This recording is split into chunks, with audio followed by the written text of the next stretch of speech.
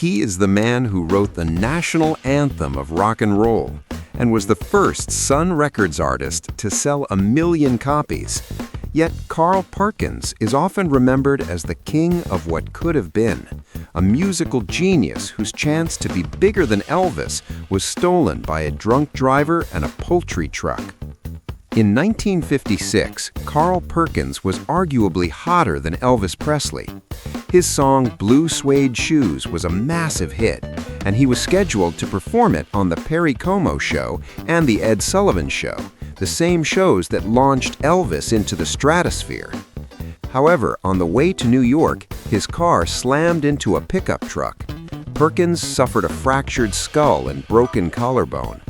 While he lay in a hospital bed recovering, he watched Elvis perform Blue Suede Shoes on national TV. By the time Perkins recovered, the moment had passed, and Elvis was the new king. The lyrics to one of the most famous songs in history were not written in a studio, but on a brown paper sack meant for potatoes. After seeing a boy at a dance scold his date for stepping on his suedes, Perkins couldn't get the phrase out of his head. He couldn't afford paper, so he emptied a bag of potatoes and wrote the lyrics, 1 for the money, 2 for the show, directly onto the sack.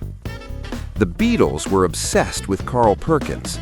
In their early days, George Harrison idolized Perkins so much that he briefly used the stage name Carl Harrison during their early tour of Scotland in 1960. The Beatles ended up recording more covers of Carl Perkins songs like Matchbox, Honey Don't, and Everybody's Trying to Be My Baby than any other outside songwriter. After his own career cooled down, Perkins became a key part of Johnny Cash's touring band.